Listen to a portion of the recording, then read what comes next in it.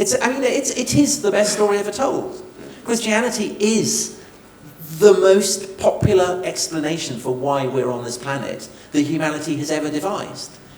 I mean, whether it's true or not is a different matter. But as a matter of historical record, it is the most compelling story.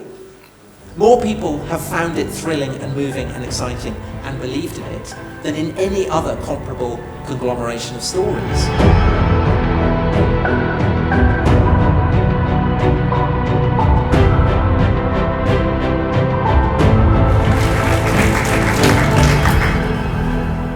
Now, what I'm about to tell you, you might be very familiar with, because this might be your story.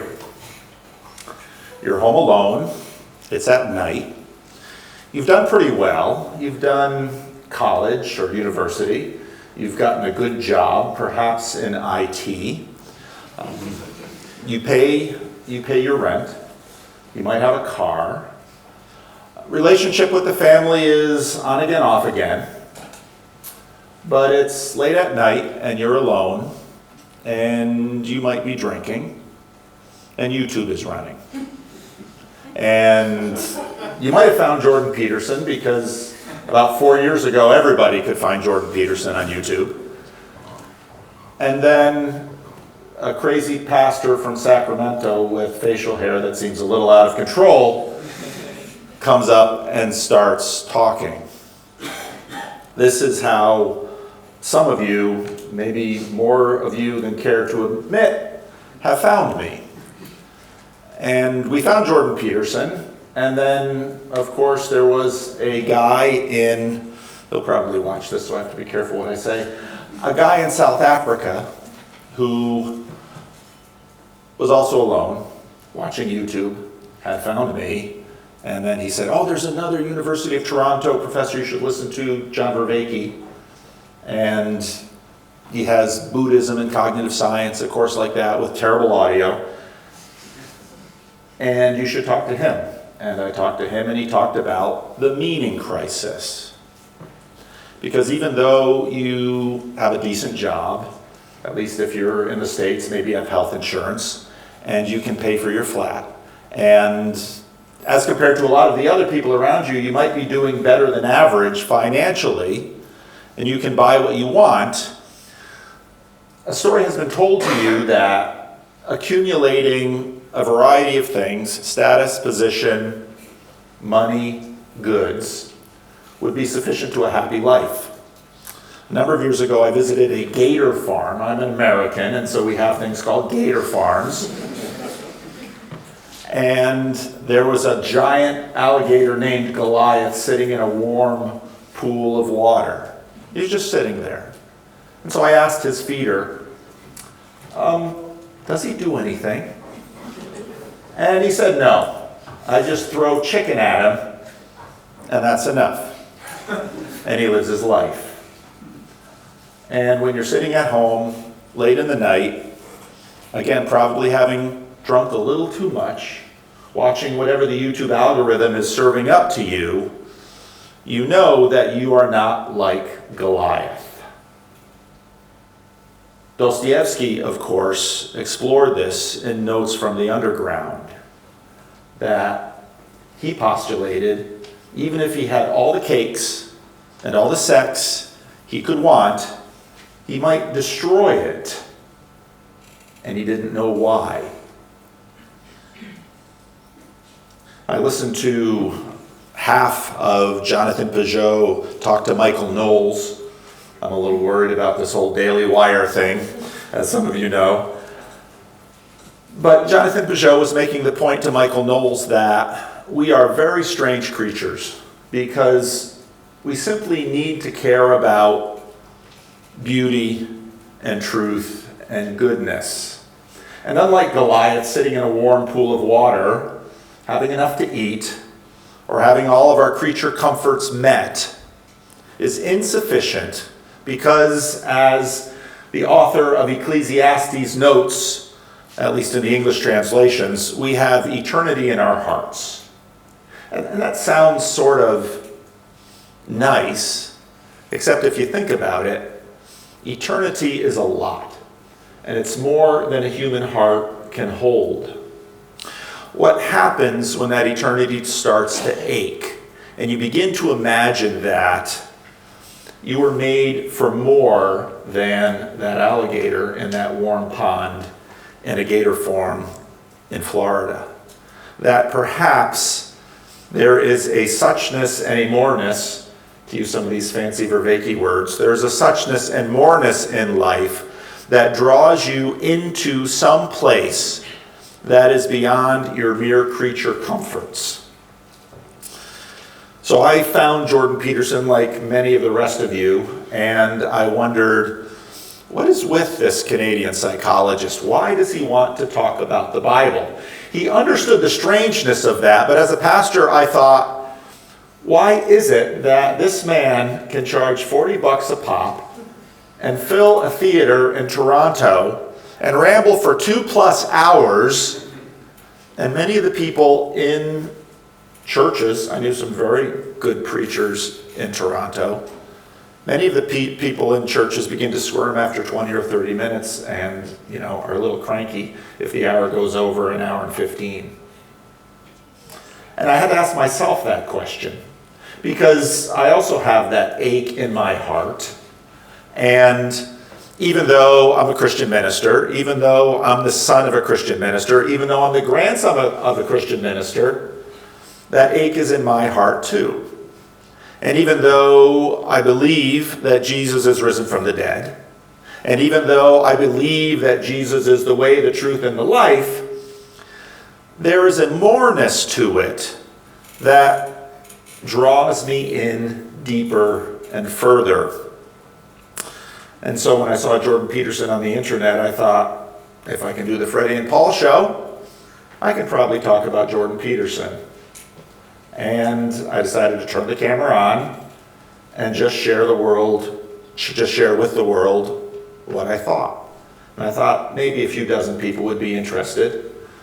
And to my surprise and a bit of horror, there were more of you. And then people started asking for my time. Would you talk? Of course I'll talk. I'm a pastor. That's what I do for a living. Actually, the truth is pastors talk from podiums and pulpits like this, but what we mostly do with people is listen. Because all of you have aches in your hearts. And really, a lot of what you want is for someone to listen. So then people began wanting to talk to me. And they talked and talked and talked. And as a pastor, I would pull their stories out of them. And we would work on their stories a little bit. And I would give them the little blessing of my ear. And I would send them out. And then, as some of you mentioned in the little reception midway through, I don't have enough slots for all of you to talk and to share your story with me. And that, for me, is a real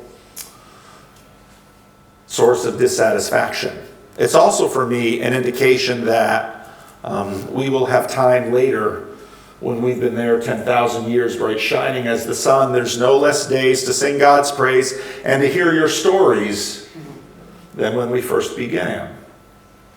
So what that has led to is this, which is a strange thing. It's an estuary tour. And John, the guy who asked about herring in the first, he's in the back. If you want to know what estuary is, talk to John Van Donk.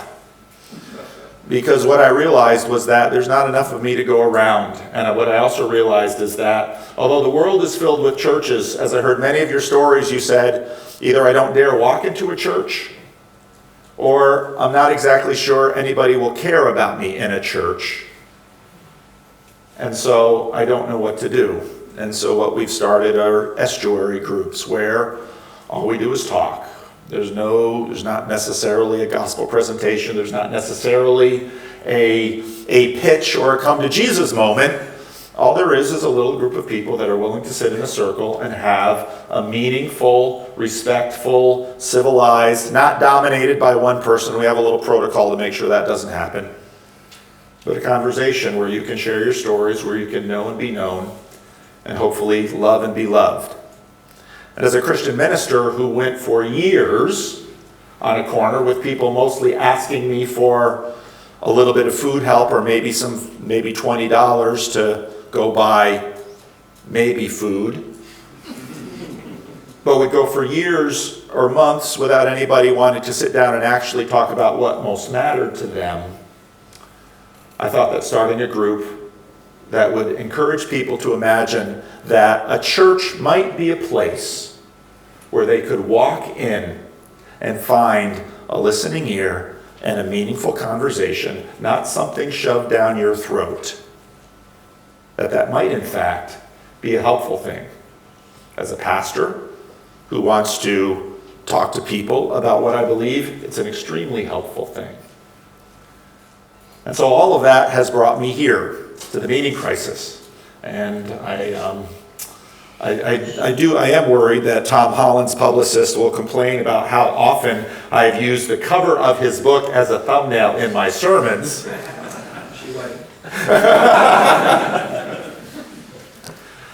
When Glenn said, "Would you like to do a thing with Tom Holland?" I said, "Absolutely." If you don't listen to The Rest is History, it's my favorite podcast.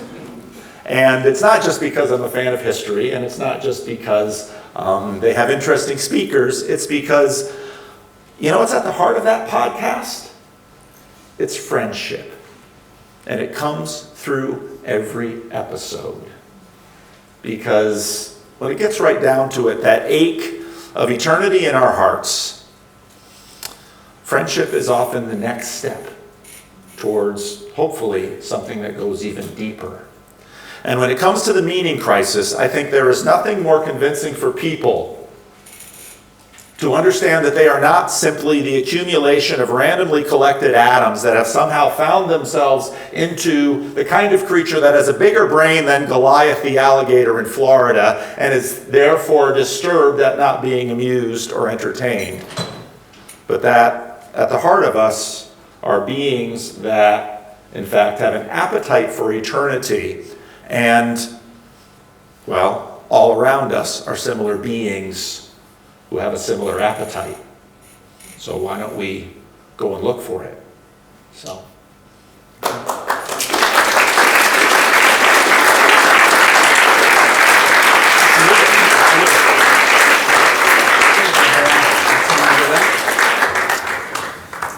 Paul, thank you very much for that. I want to start with Tom. And Tom, pull out from this question whatever you want to pull out, really. Paul mentions Jordan Peterson a number of times, and so much of the channel and the success, or certainly the initial bump that your channel got, was through Jordan Peterson. I've certainly met lots of people who became interested in the Bible and then fascinated by the Bible, and then wanted to find out more and ended up in church. And so he became a gateway drug, really, for a lot of people I know, in terms of faith. I've met people like that who have found Dominion to be, let's not say it's not the same pathway into taking Christianity seriously again, but people have certainly read your book and come to see that they are believers too, in a way that has made faith plausible for them.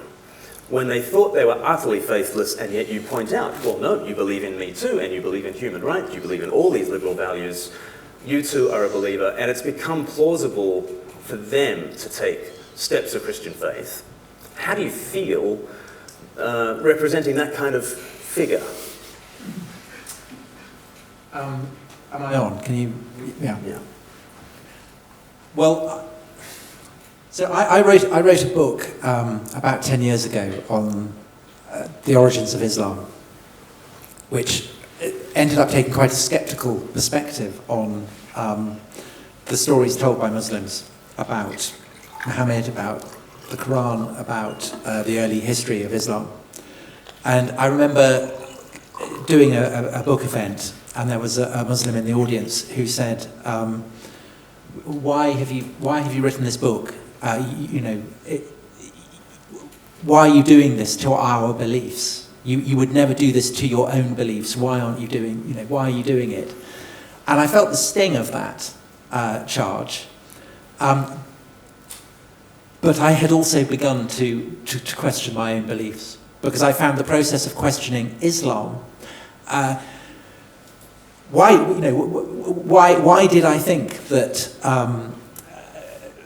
the Quran had not come from God? Because I didn't believe in God. I didn't believe that any of this supernatural stuff was possible. And if you're writing a history, of course you have to explain everything in human terms. That was my conviction.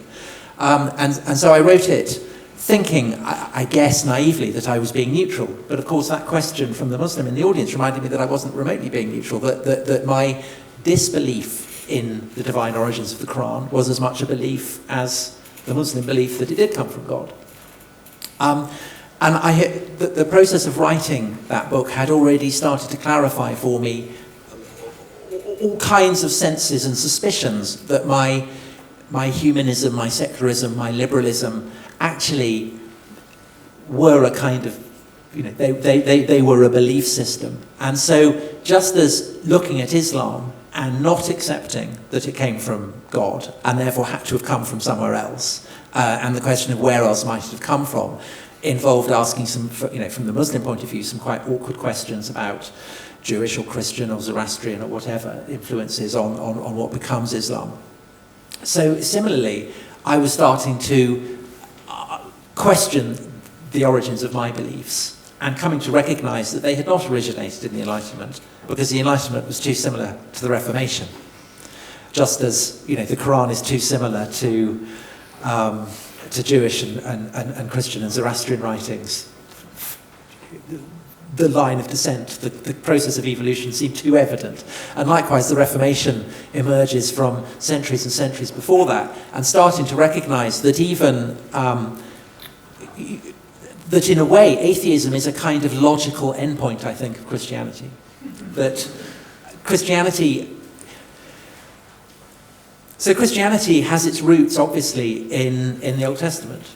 And the Old Testament is all about prophets fulminating against people who think that there is the divine in springs or in hills or in trees or whatever, and saying, no, there isn't. And the Christian missionaries, when they, in the early Middle Ages, when they're going into the dripping forest of Saxony and chopping down trees, they're saying to the Saxons, these trees have nothing. God is manifest all around, but he's not in a tree. You shouldn't worship a tree. And in a sense, in the Reformation, Protestants are applying that lesson to the Roman Church. And there's a sense in which atheists now are applying that lesson to the Christian Church in toto. They're simply saying, you have to bleed everything of, dare I say, the sacral. You have to drain it of anything that might be redolent of the divine. Yes. And I just came to the conclusion that even the most fundamental lack of belief is merely an expression of Christian belief. And I felt both kind of helpless, really, in the way that I feel sometimes helpless when I'm aware of, the mammalian instincts that reach all the way back to some primordial blob in a Precambrian sea. There's no escaping it. So likewise, I feel I'm so much the creature of the inheritance of Christianity in this country and before that in a way there's no escaping it. But I also kind of felt liberated, because I suddenly realized that actually these beliefs, in the secular or in human rights or whatever, which had actually always seemed to me slightly anemic, slightly dull, were actually, if they were rooted in Christian faith, a lot more exciting. Yes. That didn't mean I actually literally believed in the resurrection of Jesus or angels or anything, but it made it much more dramatic to think that this is where it had come from. And actually, rather than kind of shrinking from that origin, I have rather embraced it. Yes. So, and how do you feel about that? So, I've heard you say that to believe in human rights is as theological as to believe that Jesus Christ rose from the dead and is seated at the right hand of the Father. And I think you've helped others to take that journey too, of thinking there's a whole range of things that I cannot prove mathematically or logically or put into a test tube, and yet I take it as read, I live my life on it, I sacrifice for it, I may as well believe. How do you feel being a person who has helped others take that journey? I think on one level, I feel completely neutral about it, because I've written, when you write a book of history, you have to write what you think. That's what you do. You're not writing it as a philosopher, you're not writing it as a Christian apologist, you're not writing it, say as you wrote your book, as a Christian. Objectively, I have no view on it. I have simply written what I think is the case, and I strongly and passionately believe that the argument of dominion, that basically, in almost every way, the culture of the West is saturated with Christian assumptions. I utterly believe that to be the case. So in that sense, in the same way that I think that Julius Caesar was assassinated or Napoleon died on St. Helena, these are just historical facts that I feel in that sense neutral about. But in the other sense, I think that I do quite like kind of prodding the humanists. And I say that as someone who was a humanist myself. So I have the kind of thrill of apostasy, really. But I shouldn't really tell a hall full of Christian ministers that. But there's I just love seeing some shrill, dogmatic atheist coming out with Christian stuff, and just occasionally pointing it out, just for the fun of it, which is very un-Christian thing to do. We would never want to do No, something. I know you wouldn't. But I can't confess my sins in such an audience. When could I? So Paul, when did you come across Tom's work, and how did it strike you as you were first hearing his thesis? In certain traditions of the church, there's a real antithesis. You're in or you're out. You're saved or you're lost. And for example, my tradition is Dutch Calvinism. You have Abram Kuyper, and he emphasized both the antithesis and also common grace. And what Tom's thesis, he's given me actually a number of things that I've found extraordinarily helpful. But the nexus of it was the fact that I increasingly saw, as I think we get further and further away from modernity, that the assumptions of our world have been sort of Christian sleepwalking. And so they're having atheist dreams. They're having dreams of, world domination through technology and science. They're having all of these dreams, but they're essentially Christian sleepwalking. And what's been happening in modernity is that they're bumping into things. And if they wake up, they might discover that secular isn't quite the thing they thought it was. I was on a podcast in the Netherlands, and it was not a Christian podcast or anything, and the academic asked me what I thought of this very secular place called the Netherlands. And I told him, I think it's a much less secular place than California where I live. And he found that shocking because, California has mega churches and Christians and all of those things. But I said, the stones are crying out in your streets here. Christianity is built into the buildings. It's built into the structures of your towns. I can't go through the Dutch countryside and not see all of these church spires that connected heaven and earth to the little towns. And then I met someone who said in South Africa they weren't allowed to start a town until they first had a church. And so I told him, even though with all of the babbling Christians in North America, I think it's more secular than your land. And he was shocked. Mm-hmm. And Tom was the one that opened my eyes to that.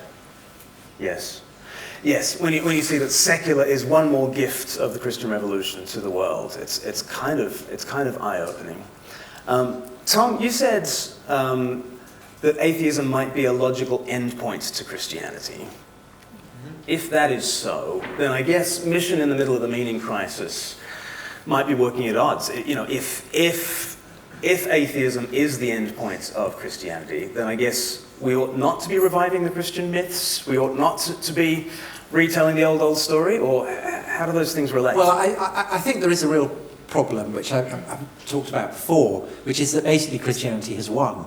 So you saw that manifest in the pandemic, that people took for granted that the young should make incredible sacrifices for the sake of the old, and that the healthy should make incredible sacrifices for the sick, and this was taken for granted. And welfare states exist as a monument to traditions that in Christianity go back to at least the 2nd century AD, and at the time were utterly radical, unprecedented.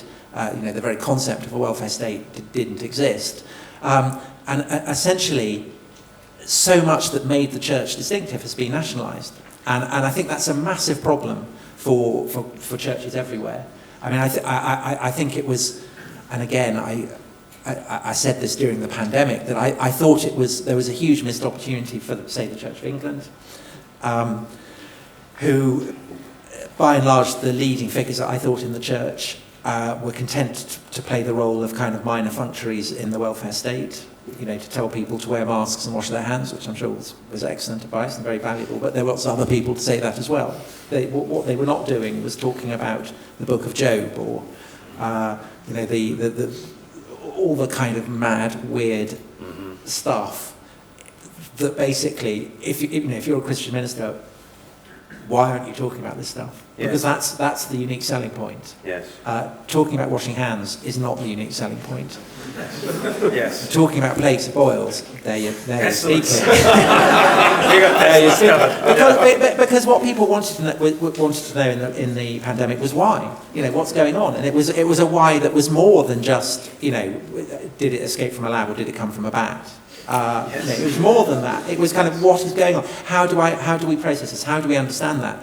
And I think that as the horsemen of the apocalypse continue to gallop across certainly Europe, perhaps less so in gas-rich United States, but we're facing hard.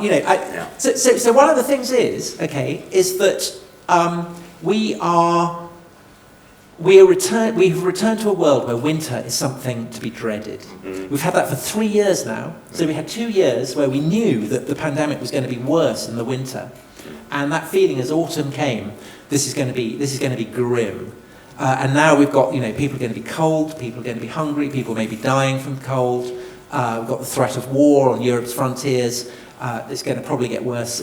That's going to get worse. So people are looking forward with real dread. And I've read over and over again that people are saying, well, Christmas is going to be something really special this year. And it was really striking, both the 2 years in the pandemic. Christmas really mattered. And I think there was a sense that this was about more than just, people want to meet up, although of course they did. People or having presents or all the things that they couldn't have. I think it was about feeling that there is, in the heart of winter, in the depth of winter, there is this kind of point of light and hope, which is drawing on what Christmas would have meant to people in a world without central heating, or a world without germ theory. Yeah. And I think that present there is the sense, we're talking about the meaning. I think the meaning, I think we live in a world where the sense of meaning that is imminent, say, in the cycle of the Christian year has been lost. Because we all have central heating, we all have, or air conditioning in California, or whatever. You lose the sense of the rhythm of the season. But those great feasts of the church, of which really only Christmas and perhaps Easter remain in the popular consciousness, I think that there is huge scope at the moment, as we become more aware of the passing of the seasons, I think, for the church to amplify that. Yes. So, the festivals that punctuate the harvest, that punctuate, All Souls, all these kind of other festivals. I think the sense of the strange within the passing of the seasons would be, for me, an absolute classic example of where I think the church should be investing. I don't know whether that is too papist an argument, but I think the sense that, because I think the sense that one of the things that Christianity brings for people is the sense of a communion with people, countless generations who've lived before. And one of the things I thought when I went to churches during the pandemic, once we were allowed to go to churches in the pandemic, was I am doing something that people have done in the Spanish flu, in the Great Plague of London, in the Black Death, probably in the Justinianic Plague, who knows, that it kind of humbles you before the span of all the generations that have gone before you, and by humbling you, makes you feel part of a continuum, and therefore ennobles and raises you.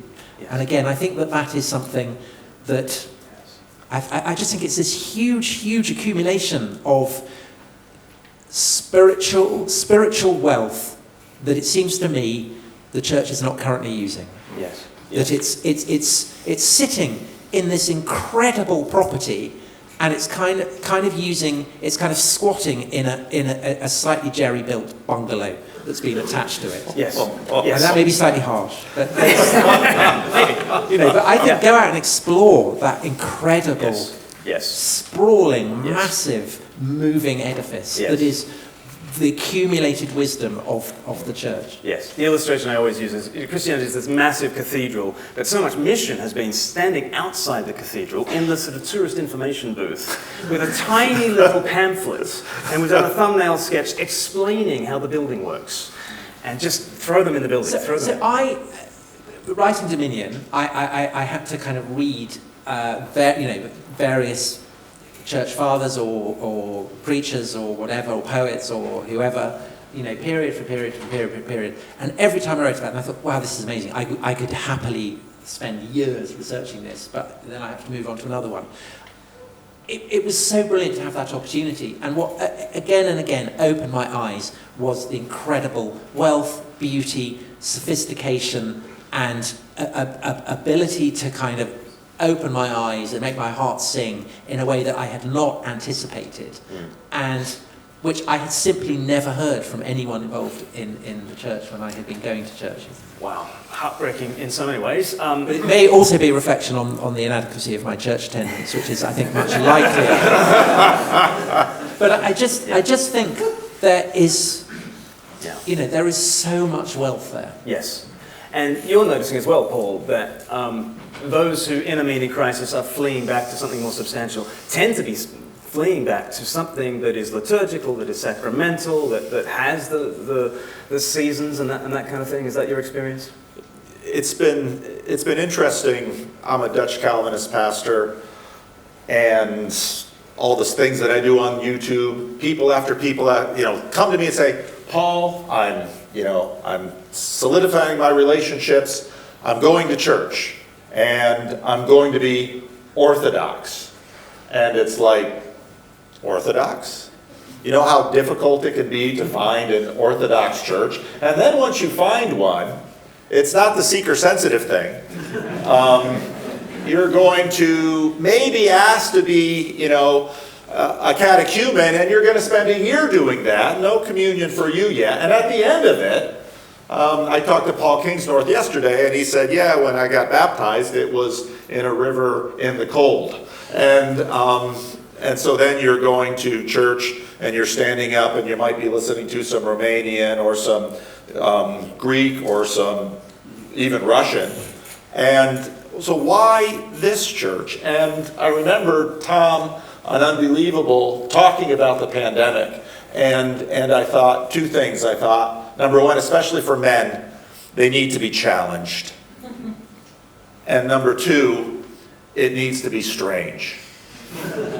And that's a funny point, but it's a serious point, because something has to break in order to really pursue a new life. And I think for that reason, for many who are sort of hungering for that eternity to be addressed, it's demanding and it's strange. And it's not wash your hands and do a little bit here and that'll be all right. Mm-hmm. What was it like for you, Tom, going to church for some of those first times into the strangeness? I remember, so I went to St. Bart's, which is, it's the oldest church, it's the only church that where both the Virgin Mary and Benjamin Franklin have been. Basically, what's not to like? And it's a Romanesque church. It dates back to the 12th century, and I love old things, so that's the huge. I'm not denying that's a huge part of the appeal for me. But I think because I'd been so starved of live entertainment that I found the sense of it as a great drama incredibly powerful. Yeah. The way in which the Bible readings and the structure of the liturgy were telling a story that was a drama that everybody could participate in, I found incredibly moving. And again, I think part of the problem, and you're talking about meaning, I just think there's a meaning overload. We have so much information, we have so much entertainment. It's almost impossible these days to be bored because stimulation is every point. And I think one of the things about coming out of the pandemic and going to a church like that was to realise just how intense the impact of a church service would have been in a world where there basically wasn't anything else to do. Yes. So maybe you just need to shut down the internet. And that'll work for you. I mean, I think that on the subject of meaning, I think that everywhere. I think, and again I've said this before, I think the 1960s will be seen by historians in the 23rd or 24th centuries as a decade on a par with the 1520s. That it's a kind of convulsive process of reformation, and it took people several decades before, in the 16th century, before they realised they were living in the Reformation. And so likewise, I don't think there's quite a word for what we've been going through, but clearly it's just as the Reformation was a reaction against what was seen as a corrupt Roman Church. I think a sizable part of the Reformation of the 60s was a reaction against what was seen as against Christianity, full stop. But the rhythms and the impulses remain completely Christian. But I think the problem is that by jettisoning Scripture, by jettisoning the habit of going to church, by jettisoning the rituals, by jettisoning the feast days, by jettisoning everything that in the Protestant churches, as in the Catholic Church, had given structure to belief and a kind of explanation for belief, that has been jettisoned. And so as a result, people are looking around for other frameworks, other ways to kind of clothes hangers from which to hang the clothes. Oh God, my metaphor's going all over the place. Basically, they feel things so deeply, and they lack a structure for these feelings. So, I think that one of the structures is a strong sense that the Nazis are the ultimate in evil, and a desire to fight them.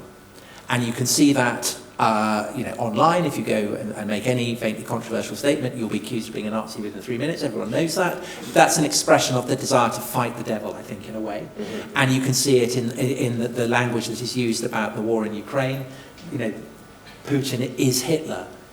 People find that quite exciting. I mean, it's a terrible thing to say, but they find it exciting. It gives a sense of meaning. It gives a sense of light and dark, of truth and falsehood. It gives people a sense of meaning. I think it was absolutely manifest in the reaction to the murder of George Floyd. I think the religious manifestations of that were often very, very overt. But the rituals, the taking of the knee, the confession. I mean, it was fairly obvious that these were drawing on deep-seated Christian beliefs, but they were expressive of a desire for justice, for all kinds of things, to see the last become first and all that kind of stuff. I mean, deeply Christian impulses, but because it was without a set ritual, the rituals had to be invented. And I was thinking, because we've just done 2 podcasts on, thank you so much for very, very grateful, on Tolkien, with all the palaver around the Amazon thing, that I think in a way the success of Lord of the Rings is also a kind of manifestation of that, because Tolkien was obviously very devout Catholic. It was incredibly important to him, and I think the popularity of Lord of the Rings is expressive of a way in which Tolkien is articulating deep Christian myths, and I use the word myth in the Tolkienian sense. I'm not meaning it's false. I'm meaning it's, it's something deeply, deeply felt. And I think the power of that, the reason for its popularity is because it's chiming with these deep-seated cultural Christian echoes. And people can feel them without necessarily kind of buying into, all the baggage that comes with institutional Christianity. So and my feeling is, for what it's worth, is that the church, to compete with, all these other traditions that are kind of emerging and ways for people to focus these kind of inchoate Christian instincts, that it needs to kind of re-glamorize the story. To a degree. It needs to make it strange. It needs to make it... Because it is a very weird story. I mean, it's a very odd story. And I think the kind of slight sense of embarrassment about the Old Testament, for instance, kind of slight Marcionite quality, I think, to the modern church. Yes. And I think that's something that needs to be dealt with. Yes. Because I think the kind of... it's the Silmarillion, isn't it? But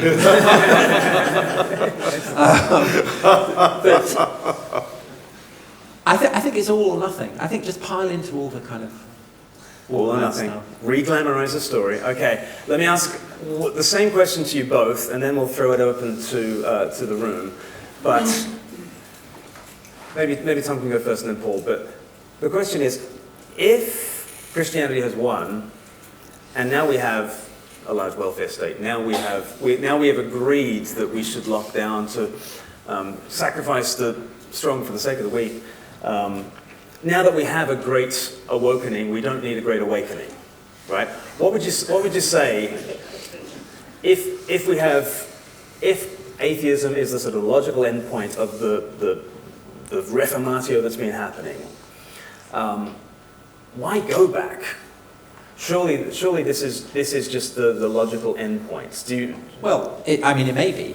Yeah. It may be. Yeah. I think that there are various kind of possibilities, and one is absolutely that Christianity has played its part. It's kind of like the rocket booster, got us through the atmosphere, and now liberalism can just sail its merry way on through the inky vastness of space. So maybe into oblivion. Yeah. So maybe that's fine, or maybe as basically Nietzsche argued, you can't really have Christian values without Christian belief, and in the long run, if you're not watering the soil, the bloom will fade, and I think, and the implications of that would be very alarming.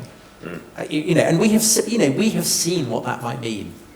We've seen what that might mean, because fascism was all about the utter rejection, not just of institutional Christianity, as the French Revolution was, and the Russian Revolution, but about the rejection of its core values. So the value that there is no Greek or Jew.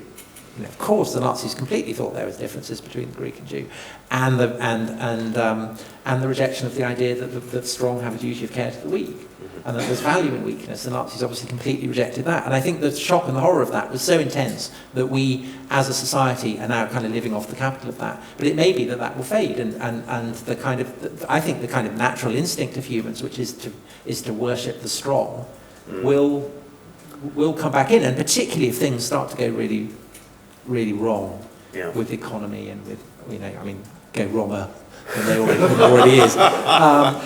We may enter very dark times from a Christian perspective. Yes. But the third option is to make a virtue of the fact that, the Nietzschean point, that you can't really have Christian, that these values are all fundamentally theological. If you want to believe in human rights, the point will come when, and I think you can see that already happening in India, say in Turkey, where people will turn around and say,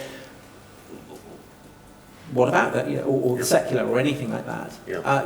These are just kind of mad Western imports. And people who want to defend that will have to start looking at the history, the origins of these things, and that may well lead them to come back to the church. That's certainly the path that I've been on, is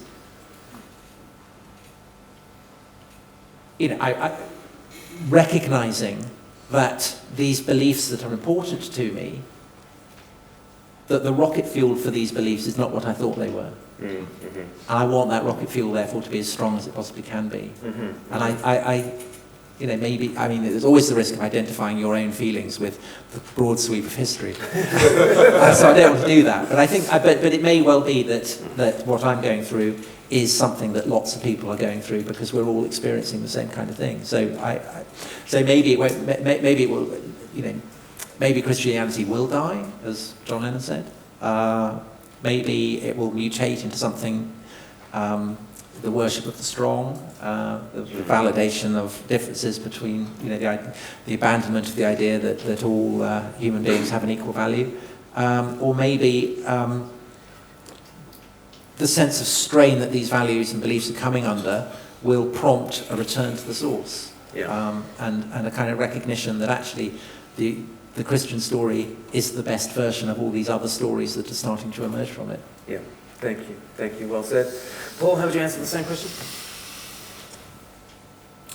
There are a lot of Viking programs on Netflix. And one of the amazing things about so many of these Viking stories is that you have these people with beards that look like mine and a lot more muscles, and they come out of the north with better ships and, invade monasteries, and the priests die at their hands, and on and on and on. But what the Viking stories usually struggle with telling is that in the end, the Vikings get conquered by the religion of the people that they brutalized. How? That's a difficult thing to answer. In the United States, the most Christian group, the most Christian demographic group of American citizens are African Americans, the group of people that I grew up with in Peterson and continue to minister to in Sacramento. And you would imagine that people taken out of their homes in Africa and brought to North America and put into a sort of modern industrial agricultural servitude would hate the religion of their masters. And instead, what happened was that they took that religion, gave it a few different twists, and in fact have held it longer and harder than the slavery that was used to enslave them. G.K. Chesterton, in his last chapter of The Everlasting Man, says, Christianity has died many deaths, and it's still here because our God knows the way out of the grave. Now, I spend a lot of time with Orthodox people like Jonathan Peugeot and the people who watch my channel, and there's a lot of hand-wringing about the Enlightenment. Oh, I wish the Protestant Reformation never would have happened. If the Protestant Reformation hadn't happened, yada, yada. Then they'd say that on YouTube with electricity and all the things that the Enlightenment gave us. I don't know. And I know that many think that, well, maybe this has sort of played itself out. I don't think so.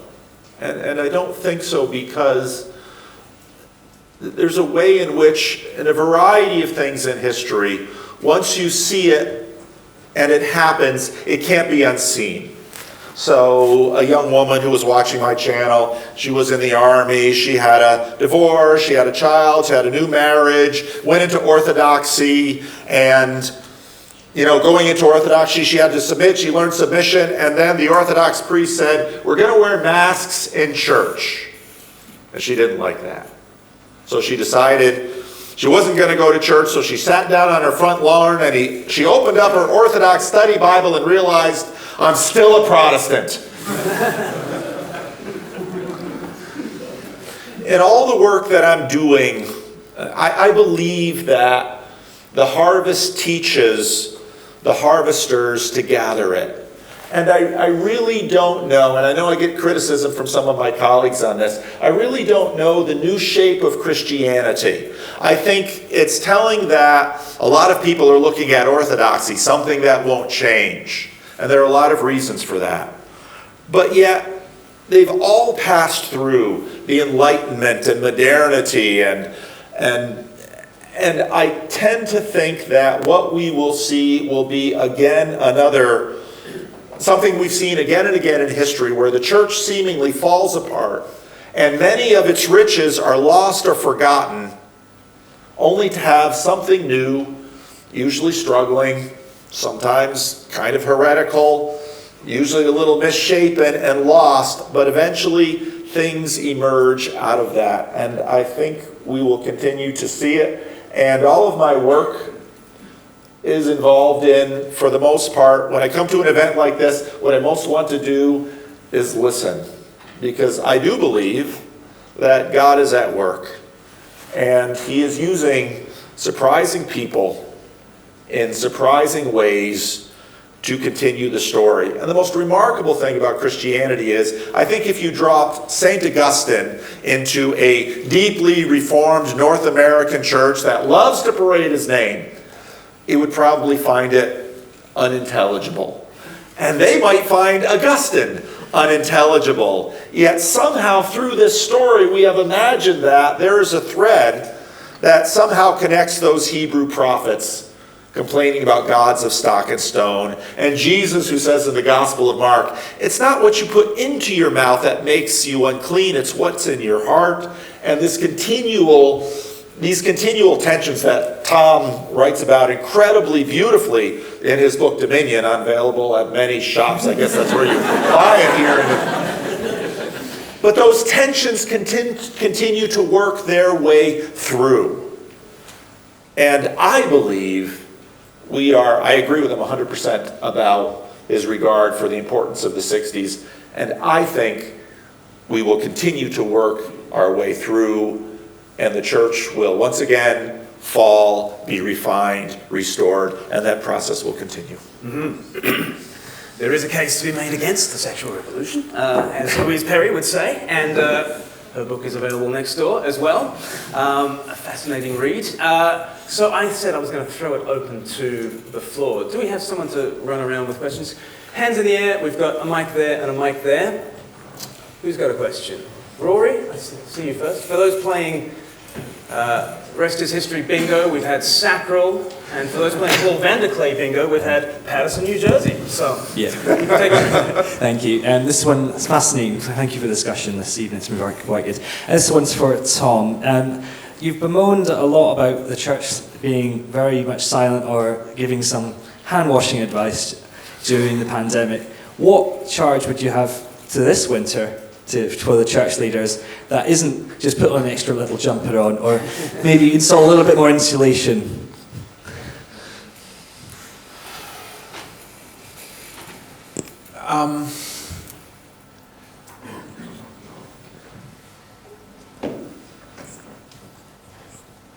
I guess to provide comfort, but not false comfort, that is drawn from the Bible, I guess, and from the great heritage of Christian writers, Christian festivals, that have provided comfort to people who have gone through cold winters before. I mean, the fact that the year has summers and winters, and that it's hot and then it's cold, is kind of woven into the language of the Bible, and it's woven into the pattern of the Christian year. And there will be any number of government officials and public health officials and all kinds of people like that offering advice on how to cope with fuel bills and all that kind of stuff. And I understand that the temptation must be, because priests have public roles. They are people who can offer advice and help, and so I entirely understand the impulse to feel, well, that's what we should be doing. But there are other people who will be doing that, and I think what Christian priests uniquely can offer is a distinctively Christian perspective, and that is what I would be looking for. I would be looking for, what does the Bible say about this? What have the Church Fathers said about this? what do we get from the festivals traditionally? What are the liturgies for the the festivals? And Christmas would be the obvious gateway drug for this. People are in a mood to hear that, the light amid the darkness and all that kind of stuff. And I think that, on the most basic level, thinking about the opening to John's Gospel, I mean, that will have an incredible power this year. Because that is bred of an age where darkness is properly something to be dreaded in a way that probably for the first time this year, in a long time, it will have the force of that will have an incredible power. So I am looking forward to hearing that from priests and from church leaders, offering solace and explanation for what is going on in ways that are not to do with the news cycle and not to do with the kind of stuff that everyone else is talking about, but specifically drawing on that heritage. Yeah. The light shines in the darkness, and the darkness has not overcome it. Who else has got a question? Yeah. Hi there, thanks for coming. Another one for you, Tom. Just picking up on the mission of meaning and the fact that you touched on a little bit of your interaction with Muslim people, and someone who every so often goes to Speaker's Corner and interacts with Muslims there. I'd be really interested to know from someone who's a well-recognised historian, if you were to judge, or if you were to give a mark out of, say, 100 for just the evidence of Jesus Christ, and then if you do the same exercise, say out of 100 for the crucifixion of Jesus Christ, if you were to give the mark out of 100. I can give you exactly what you want. The evidence for the crucifixion of somebody called Jesus is, I would say, 99%. Wow. The evidence for pretty much everything that the traditional accounts of Muhammad say, I think there are elements that clearly are historical. But we're not really comparing like with like. So let's say the evidence that Muhammad fled Mecca, so the Hijra. I think it's a lot more complicated. I think there was a Hijra, but I don't think he fled probably from what's Mecca. And I think that's been kind of endlessly recycled. And the model of the Hijra is it's modelled on Exodus and all kinds of ways like that. So I think that is much, much more complicated. I think I would say that there is almost no reputable historian who would argue against the fact that somebody called Jesus was crucified. Then what do you say to Muslims who believe that he existed but wasn't? They believe that evidence, but they don't believe the evidence of the crucifixion. As a historian, when you interact, what do you actually, based on the historical? That seems to me absolutely one of the reasons why I do not think that the Quran comes from God, is that it's recycling the Gospel of Basilides, and I don't think that God would be pumping out Gnostic Gospels from the late 2nd century. When even Tacitus knows that Jesus was crucified. I just think it's very bad history, the Quran. I'll be quoting on that. Tom Holland says. But the Quran isn't claiming to be history. It's a completely different. You have to. One of the things about the Gospels is that it's very important to them that they're situated in a given place and a given time. So is it Luke where he says, it's in the reign of Tiberius, gives all the details of the Roman apparatus of state control in that part of the world, to say this is what happened when it did. And it's shaped by, it seems to me pretty clearly, by classical traditions of historiography. But the Quran isn't. The Quran is something radically, radically different and weird. And I think it's very, it's very, very difficult for people raised in a kind of a Christian tradition, I think, to get a handle on what the Quran is about. Come with me next time. Another question? Okay, please. Thank you so much for this evening. So, Tom, you said briefly we should just turn off the internet.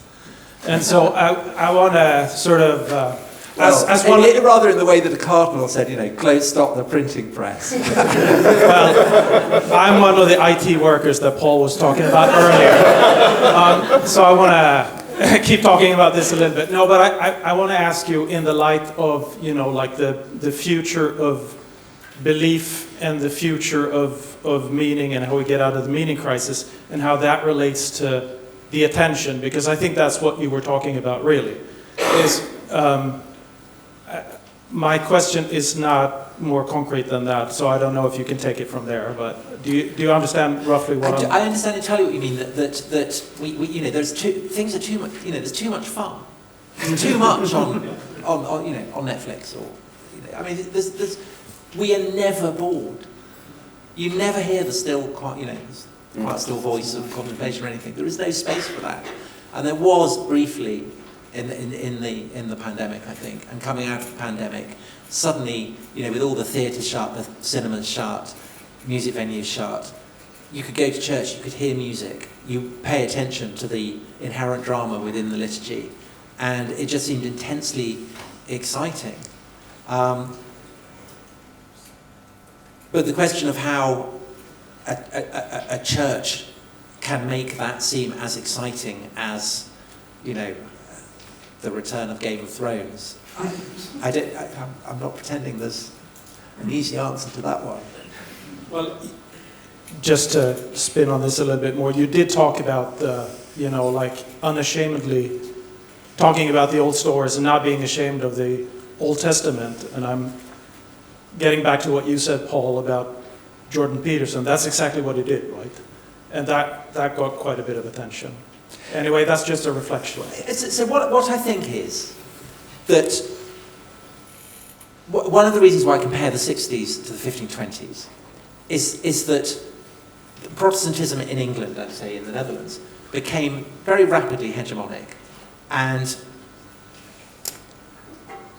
people adjusted very, very rapidly to it, and people who had been Catholic priests adjusted to it very rapidly and started talking in Protestant terms, even perhaps when they weren't aware of it. So even the Council of Trent, the smithy of the Counter-Reformation, is unthinkable without the Protestant Reformation. The Catholic Church, as it exists today, is as much a product of the Reformation as the Protestant churches are.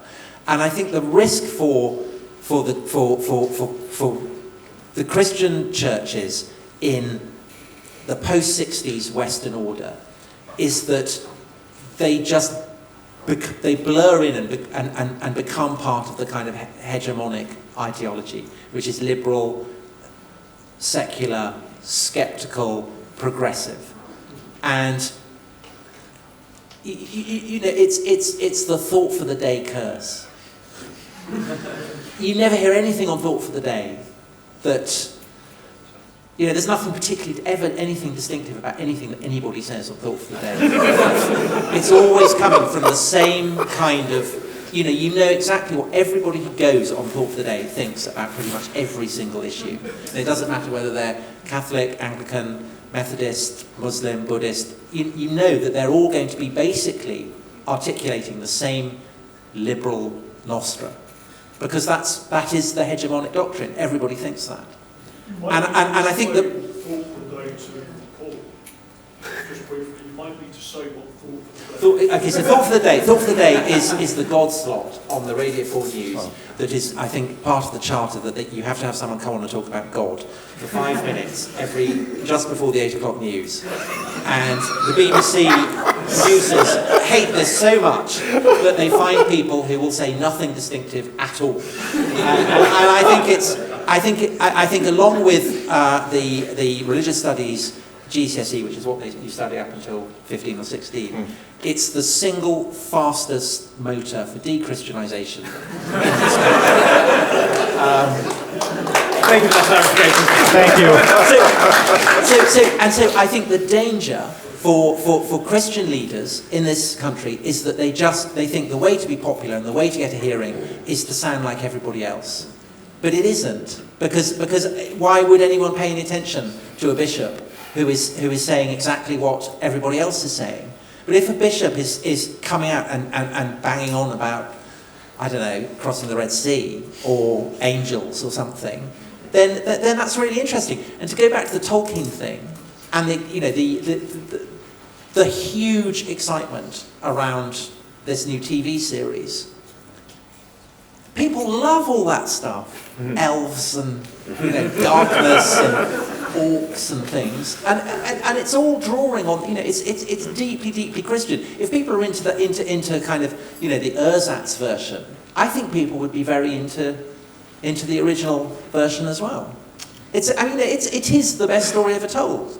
Christianity is the most popular explanation for why we're on this planet that humanity has ever devised. I mean, whether it's true or not is a different matter, but as a matter of historical record, it is the most compelling story. More people have found it thrilling and moving and exciting and believed in it than in any other comparable conglomeration of stories. But it often seems as though people involved in the churches are somehow embarrassed about these stories. Which seems to me insane, because they're brilliant. Keep going. It's kind of like, being, running the Globe and never putting on Shakespeare.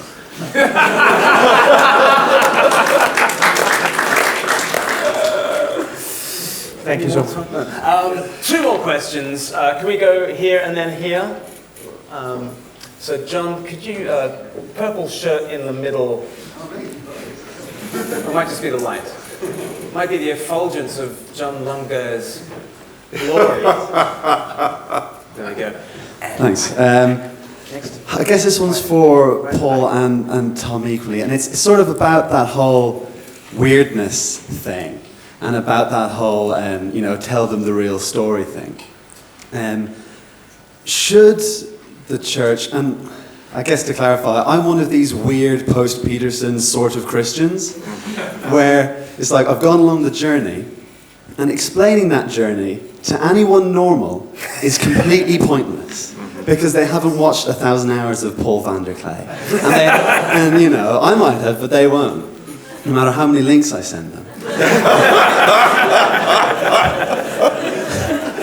But I guess the point is that because it's so complicated, I think that the thought of the day thing is because if they did start saying all the biblical stuff, there is such a percentage of the population who that's just it for them. They haven't come across the Peterson journey. They haven't had that initial way in. They hear Bible, they hear whatever. The fact that I go to Mass is a sort of odd curiosity to my housemates. They just put it down to the fact that I'm Irish. And Tom's book has been really useful because it's a history book. I've got housemates who listen to The Rest is History. I say I'm going to a Tom Holland thing. They've read the book. They think it's interesting. That other way in is so much more difficult to explain. So in a way, Tom, you've sort of become an accidental 5th columnist for the Christians on this. And I was wondering, Paul, and I don't know if Tom has anything to add on this, is there a way of distilling the Peterson thing, the Paul Vanderklay thing, the whole idea of there being a meaning crisis that is actually digestible in the way that Tom Holland's book is?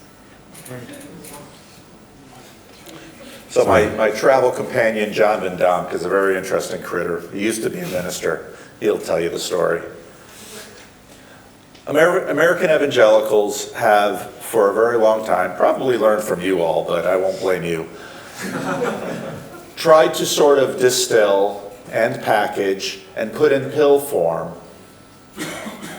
the gospel so that it can be reliably delivered to thousands of people. There's something deeply idolatrous about that. So I'm a Calvinist, and a lot of people speculate exactly what kind of a Calvinist am I, because a lot of Calvinists say I'm not sufficient, others say I'm too, whatever. Many people I know in this strange age have become a Christian through the strangest, weirdest, sometimes supernatural events, that whether it's a very strange arrangement of history or one friend of mine dating a Christian girl, suddenly on his bed one night, God comes upon him. Another 96-year-old woman tells me one day, She's an African-American woman, always struggling with the fear of the Lord, that I don't know what that means. And then God comes to her, and she just knows it's God, and then a voice says, "Do you fear me?" Christian conversion is full of weirdness. And as a Calvinist, I think God gets to have who he wants.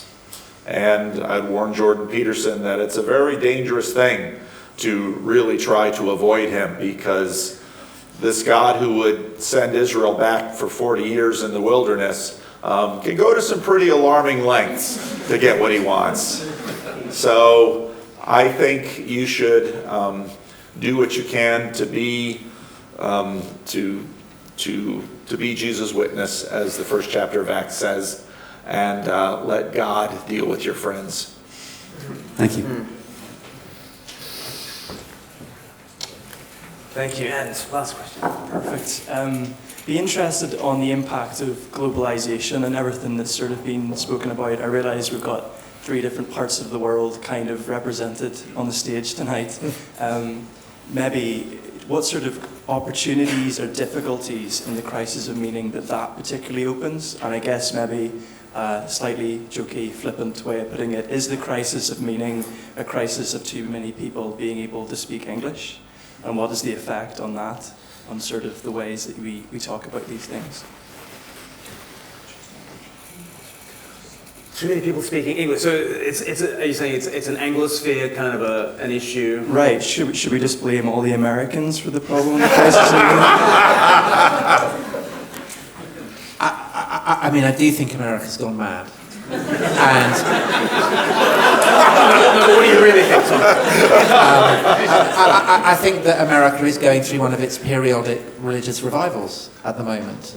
And because America is bred of British Protestantism, basically,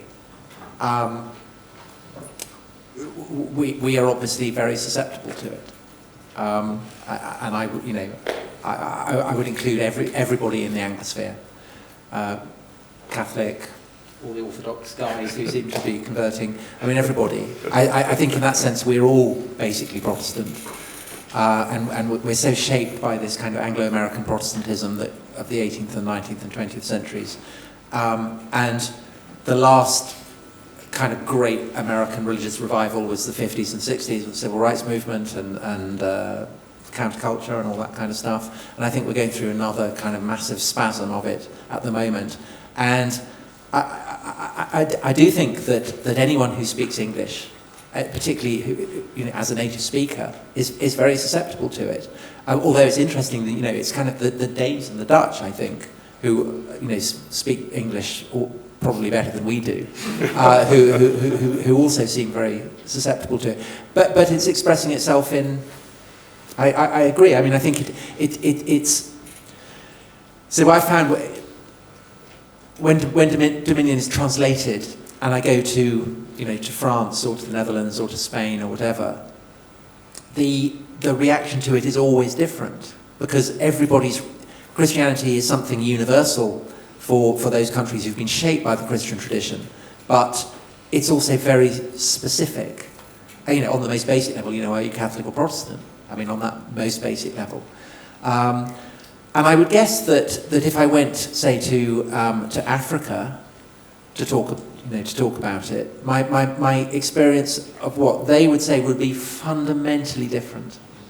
Because the sense I get from Africa, and I speak from a position of someone who basically was running out of time by the time I came to write the chapter on Africa. So it's basically a week's research, week's reading. But the sense I get in Africa is that they have no problem in believing in angels and devils, and the drama of it is much, much more vivid there. And perhaps that in part is because it's so much fresher. It's so much more vivid. It's so much more novel. Whereas here, it's so old.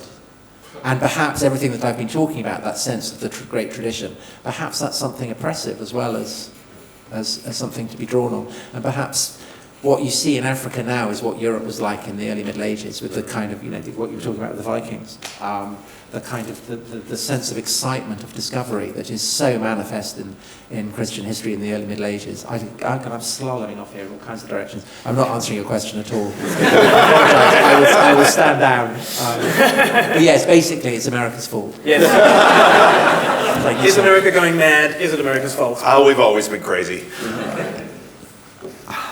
I worked for 6 years among Haitian illegal immigrants in the Dominican Republic, and I can't think of a single incident of suicide.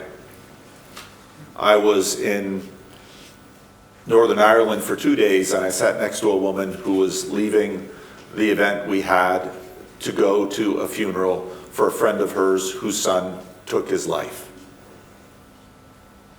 That is the symptomology of the meaning crisis. I'll differ with Tom in the sense that when I watch someone with a remote control and Netflix on the smart TV, you know what they do? Click, click, click, click, click, click, click, click, click, click.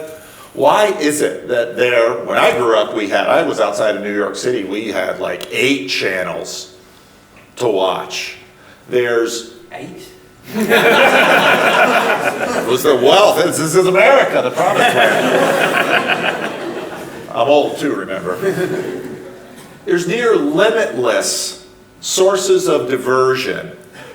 And almost everyone that I deal with can't find anything that can hold their interest. In the midst of the most amazing attempt to harvest human attention that this world has ever seen, that says something to me.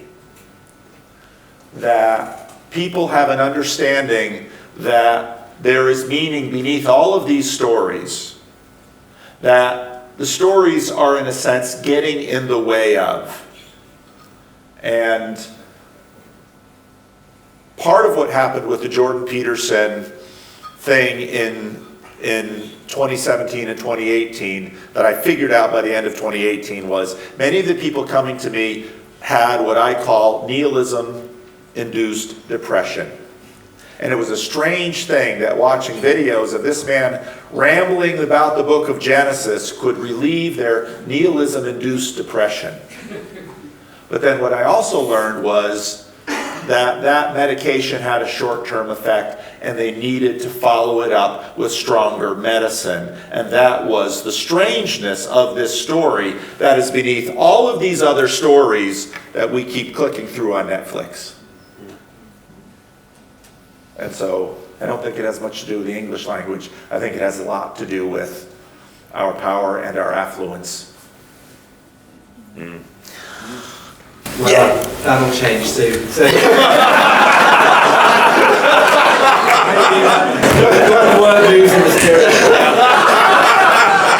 I knew we'd find a note of hope to finish on. Yes, we'll all be in poverty soon, so don't worry. Tom Holland, Paul Vanderklay, thank you very much for sparing an evening and being with us. Thank you for your writing, Tom. Thank you for your podcast. I hope everyone is subscribed to The Rest is History and keeping up with you that way. I hope everyone is following Paul Vanderklay on YouTube, and you can get them on podcasts as well. Listen along. In a second, we'll give a round of applause to thank Tom and Paul. I want to thank you guys for coming along. If you want to keep up with some of the things that we're doing, we'll be sending out an email in the next week and ways that you can follow up with that. Afterwards, we're going to have some more refreshments. I think this is like tier 1 level refreshments. We've gone from, really pushing the boat out. There's even wine, I believe. Okay, how about that? A few of us have to get on to another engagement very shortly, but thank you so much for being with us. And why don't we show our appreciation for Paul.